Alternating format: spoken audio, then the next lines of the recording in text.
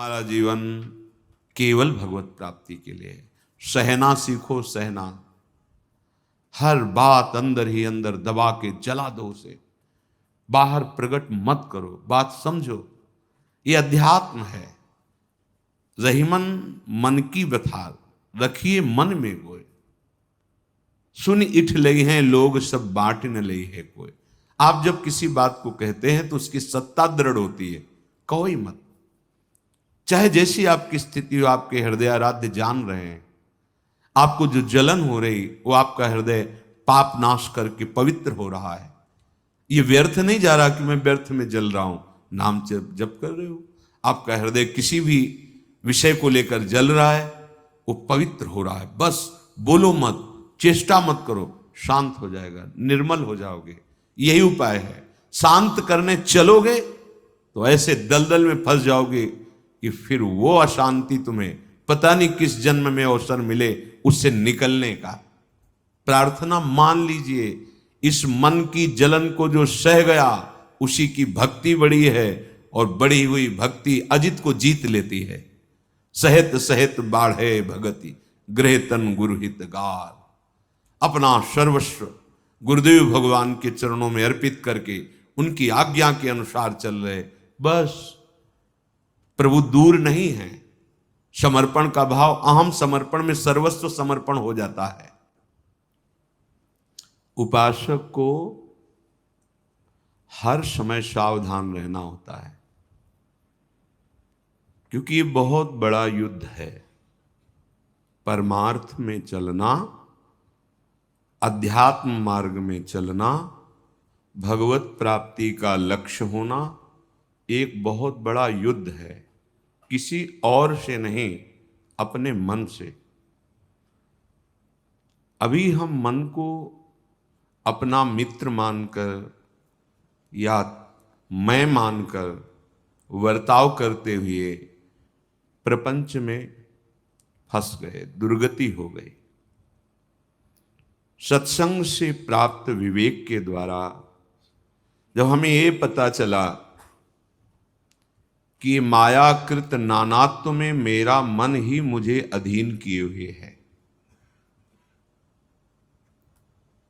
तो हमें अपने परम बल का आश्रय लेने की भावना उदय हुई। हमारे परम बल हैं प्रभु। जब तक आप इनका आश्रय नहीं लेंगे तब तक मन की गुलामी से मुक्त नहीं हो सकते। ये हृदय की बात है, समझ लीजिए। जब तक भगवद आश्रय नहीं लेंगे तो मन की गुलामी से मुक्त नहीं हो सकते, और सारा का सारा बंधन इसी मन से है। मन को हमने स्वीकार किया है, मेरा भाव से या सीधे मैं भाव से। बहुत उल्टा हो गया। जो बुद्धि निर्णायक है, मन ने बलात् उसको अपने अधीन कर रखा है। जो मन इंद्रियों को शासन में ले सकता है, तो इंद्रियां बलात् मन को अपने अधीन कर लिए हैं। जो इंद्रियां निर्विषय होकर प्रभुमय हो सकती हैं, विषयों ने बलात् उनको आकर्षित कर रखा है। सब उल्टा हो गया है। होना यह चाहिए था कि बुद्धि के अधीन मन और मन के अधीन इंद्रियां, और इंद्रियां भगवत अर्पित। एक एक चेष्टा, एक एक चिंतन केवल प्रभु के चरणों में। सब उल्टा हो गया है। इसी से हमारी समझ बिगड़ गई है। हम ईर्ष्या से, द्वेष से, राग से, नाना प्रकार की ऐसी रस्सियां हैं जिनसे अपने को जकड़ते जा रहे हैं, और मन इतना जलाता है कि हम उसे सहन नहीं कर पाते। क्यों? क्योंकि महाबल प्रभु का सुमिरन छूट गया। एक एक शब्द पकड़ लेना। जिस समय आप जल रहे होगे उस समय कोई वस्तु, व्यक्ति, स्थान आपके चिंतन में होगा जिसका संबंध राग या द्वेष से होगा। उस समय भगवत विस्मृति है। अगर उसमें भगवत भाव हो तो राग द्वेष नहीं रहेगा, राग द्वेष नहीं रहेगा तो हृदय जलेगा नहीं, हृदय अशांत नहीं होगा। सत्य विषय है, एक ही भगवान विविध रूपों में लीला कर रहा है। हमें बचना है राग और द्वेष से। हमें मन की जलन को अपने में नहीं मानना है। लाख समझाओ पर वो समझ में नहीं आ रहा। भगवान कृपा करें और आप अपनी बुद्धि को सत्संग के वाक्यों के द्वारा मार्जन करें। अपवित्र हो गई है, मल लग गया है। पवित्र बुद्धि होगी तो प्रकाश प्रकट हो जाएगा ज्ञान का। किससे द्वेष करते हो, किससे जलते हो, क्यों जलते हो? अपने अंदर प्रश्न करो। जब जिसकी हम प्राप्ति के लिए निकले वही सब रूपों में है, फिर हम जलन क्यों, फिर द्वेष क्यों, एक की प्रशंसा एक की निंदा क्यों? इसी अज्ञान को तो दूर करने के लिए परमार्थ मार्ग में आए हैं। हमारा मन जब जनेन्द्री के साथ होता है तो काम भाव को प्राप्त हो जाता है, नेतेंद्री के रूपाशक्त होता है, मोह भाव को प्राप्त हो रहा है। एक एक इंद्री। उस समय आपका भजन कहां गया था? सत्य देखना, उस समय क्या आप प्रभु के चिंतन में थे? प्रभु का नाम चल रहा था? नहीं। फिर कैसे उपासक हो? शास्त्रों बार सत्संग में सुन चुके, हानि हरिवंश के नाम अंतर परे, लाभ हरिवंश उच्चरत बानी, तब सुख हरिवंश गुण नाम रसना रटत, और बहुवचन अति दुख दानी। नहीं समझ में आ रहा? नाम छूटा, कोई न कोई वृत्ति फंस जाएगी, राग से या द्वेष से। बड़ा मुश्किल होता है छुटाना। वो उपासक ही जानता है, संसारी व्यक्ति क्या जाने। वो तो मनोरंजन में ही अपना जीवन नष्ट कर रहा है। जो उपासक सच्चिदानंद की प्राप्ति के लिए, वो समझता है इस युद्ध में कैसी पीड़ा होती है। बहुत सावधानी। हानि हरिवंश के नाम अंतर पड़े, ये बहुत बड़ी सावधानी की बात है। नाम चल रहा है तो कोई भी विकार स्फुरित होगा, नष्ट हो जाएगा, वो अपना संस्कार नहीं बना पाएगा। पर आप नाम का कितना आदर करते हैं? आप भगवान के मार्ग के पथिक हैं, कितना आदर करते हैं? अपने मान के बराबर या मान से अधिक? देख लीजिए तो पता चलेगा कि मान अधिक है, नाम छोटा है हमारे लिए। थोड़े से सांसारिक लाभ की वृत्ति का अवसर आया, भूल जाएगी वृत्ति भगवद स्मरण। ये कब तक? बहुत कम समय है। कब तक जलते रहोगे? परम शीतलमाश्रयामी, स्वामी जी के चरण परम शीतलता प्रदान करने वाले हैं। आप स्वयं जलन स्वीकार करते हैं, आप स्वयं मनन ऐसा करते हैं जिससे आपकी जलन बढ़े। आप उस मन की जलन को अपने में देख लेते, इसलिए सह नहीं पाते हैं। कैसे तुम्हारी भक्ति बढ़े? सहित सहित बाढ़े भगति, गृहतन गुरुहित गाल। हमारा जीवन प्रभु के लिए है। हमारा व्रत सहन करना है। हमारी सावधानी भगवत विस्मरण ना होने पावे। फिर देखो आप कैसा आनंदमय खेल होता है आपके जीवन का, पर मानना ही नहीं है। लौकिक क्रिया, लौकिक व्यवहार, लौकिक वार्ता की इतनी सत्ता है कि भगवत वार्ता, भगवती सेवा संविधान, दिनचर्या, महत्व ही नहीं इसका। कोई महत्व नहीं। कैसे हम अपने मन को भगवदाकार बना पाएंगे? सत्संग सुनते हैं, धाम आ गए हैं, फिर भी हम वही राग द्वेष की वृत्तियों में विचरण करते हैं, कुछ अच्छा कुछ बुरा। ये हमारा विषय नहीं, अच्छा बुरा। हमारा विषय परमानंद में प्रभु जो ये छुपा छुपी का खेल खेल रहे हैं, उनको पहचानना, जड़ चैतन्य सब में अपने प्रभु की झांकी करने का भाव रखना। नाथ, आप दिखाई नहीं दे रहे हो, हमें वृक्ष दिखाई दे रहा है, पर आप हो इसमें, क्योंकि आपकी ही सत्ता से सत्तावान है। नाथ, ये व्यक्ति दिखाई दे रहा है, दुष्ट स्वभाव दिखाई दे रहा है, पर प्रभु आप ही हो इसके अंदर। साधक भावना में विचरता है, भावना सिद्ध होती है, वो सिद्ध हो जाता है। आपकी क्या भावना है? राग द्वेष की, काम क्रोध की? मन काम से पीड़ित है, आप सह नहीं पा रहे हैं। क्यों? आप तदात्म किए हैं, आप नाम छोड़ दिए हैं, आपके सामने व्यक्ति है, वस्तु है, स्थान है, इसलिए कामना आपको पीड़ित कर रही। अगर वहां भगवत भाव कर लेते, यही कामना भस्म हो जाती। आप अभ्यास कीजिए, सत्संग और हरिनाम जप, राधा नाम जप, यही परम पद में पहुंचा देगा। मन तो चंचल सवेंते, याको कौन उपाय, साधन को हरि भजन है, कै सत्संग सहाय। दो बात बताई ध्रुवदास जी महाराज ने। परम साधना निरंतर हरि भजन, सहयोग, हमारी साधना सुरक्षित रहे, हमारी साधना बढ़े, हमारी साधना में कोई दोष विघ्न ना आ जाए, तो इसकी सहायता सत्संग से होगी। यदि सत्संग के वाक्यों का मनन नहीं तो क्या, सुना चल दिया, बड़ी असावधानी है हमारे जीवन में, बहुत असावधानी। जो भटके हुए हैं उनकी बात अलग है, आप भगवत कृपा पात्र हैं, आप साधक हैं, आपको प्रभु ने अवसर दिया है मुक्त होने का। अब सावधान हो जाइए, एक निष्ठा हृदय में जागृत हो जाए, धाम आश्रय हृदय में जागृत हो जाए।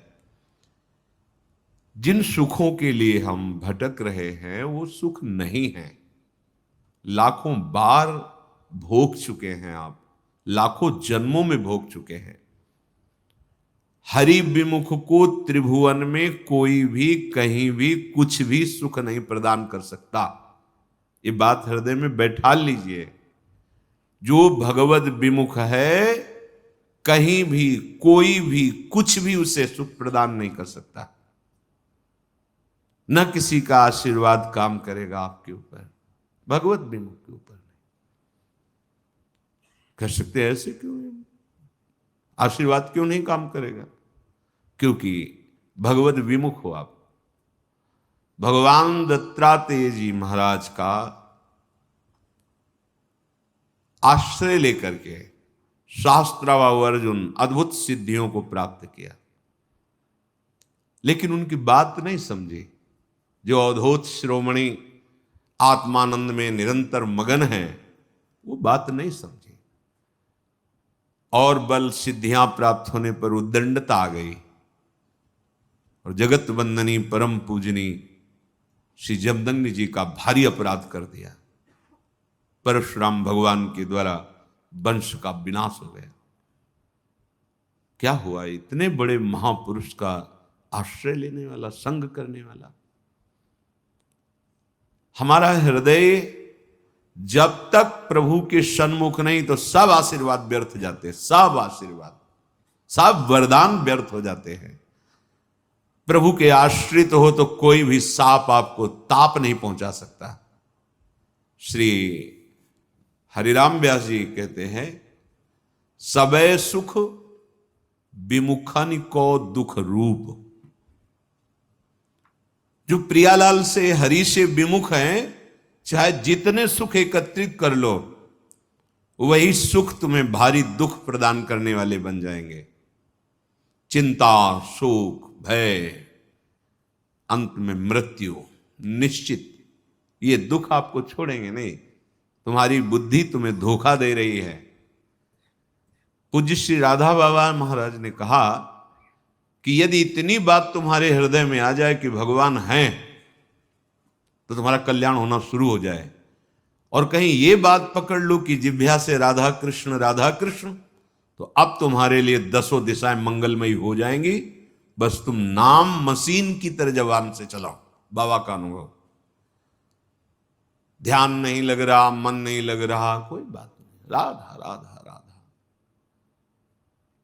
सबे सुख, सबे सुख यहां से लेके परमेष्ठी पद तक, विमुखन को दुख रूप, विमुखो जो हरि से विमुख है, नाम जप नहीं है, आश्रय नहीं है, लीला श्रवण नहीं, गायन नहीं, प्रभु का चिंतन नहीं, क्या जीवन है, क्या जीवन है।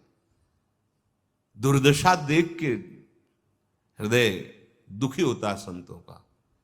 जो बड़े बड़े तप लोग जन लोक में विराजमान महर्षि जन हैं कि अरे ये हमसे ऊपर जा सकते हैं, भारत भूमि में जन्म लेकर जो हमारे भगवत आराधन के मर्मज्ञ वेदज्ञ ऋषि जन हैं, सिद्धांत बताएं, उसके अनुसार चलकर ये हमसे ऊपर जा सकते हैं, वैकुंठ जा सकते हैं, आप साकेत जा सकते हैं, आप भगवान की नित्य विहारी लीला में प्रवेश कर सकते हैं।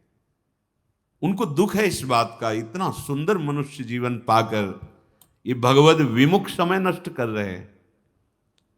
जहां न रसिक अनन्य सेयतु, वृंदावन के भूप, सबे सुख विमुखन को दुख रूप। जिसके जीवन में संत नहीं, वो जीवन प्रकाश को प्राप्त नहीं होता, पक्का। जैसे हमें जीने के लिए अन्न चाहिए, जल चाहिए, वायु चाहिए, ऐसे जीवन के परम लक्ष्य के लिए हमें संत चाहिए। जहां न रसिक अनन्य सेयतु, जिसके जीवन में किसी भगवत प्रेमी महात्मा का संबंध नहीं है, वो जीवन प्रकाशित नहीं हो सकता। अर्थात अज्ञान अंधकार, माया अंधकार में भटकता रहेगा कोई भी हो। समस्त आसक्तियों को नष्ट करने की सामर्थ्य भगवत प्रेमी महात्माओं के वचनों में होती है। उनके वचनों का आदर पूर्वक पालन करने पर वृंदावन के भूप श्री वृंदावनेश्वर, श्री वृंदावनेश्वरी युगल लाडले परिचय में आ जाते हैं, अपने जीवन लगने लगते हैं। फिर उनका स्मरण करना नहीं पड़ता, वो स्मृति बन के बैठ जाते हैं। मान लीजिए, स्मरण करना और स्मृति में बैठ जाना, स्मृति में बैठ जाते हैं। कब? जब रसिकों का, अनन्य रसिकों का, भगवत प्रेमी महात्माओं का संग, जिसके जीवन में संत नहीं, अज्ञान अंधकार में भटकता ही रहे, क्यों म्यों ये वो। आंखें हैं, देखो खोलकर, कौन है संपूर्ण सृष्टि का विधाता? कौन है? कोई तो है। जब कृति है, रचना है, तो रचना करने वाला भी है। जब ये सब प्रगट है तो प्रगट करने वाला भी कोई है। वही हमारा स्वामी है, उसी के हम अंश हैं, या वही हमारी आत्मा है। हरि राम व्यास जी कह रहे, संतों का संग नहीं हुआ, प्रभु का आश्रय नहीं हुआ, तो उसके हृदय में दया नहीं होती। दया के बिना हृदय कठोर, कठोर हृदय में ही सारे विकार। दया, द्रवित हो जाना, दूसरे के दुख को देखकर कैसे निवृत्त हो, ये कैसे सुखी हो, इसका कैसे मंगल हो। संतों की जो दृष्टि होती है वो परम दुख निवृत्ति के लिए होती है।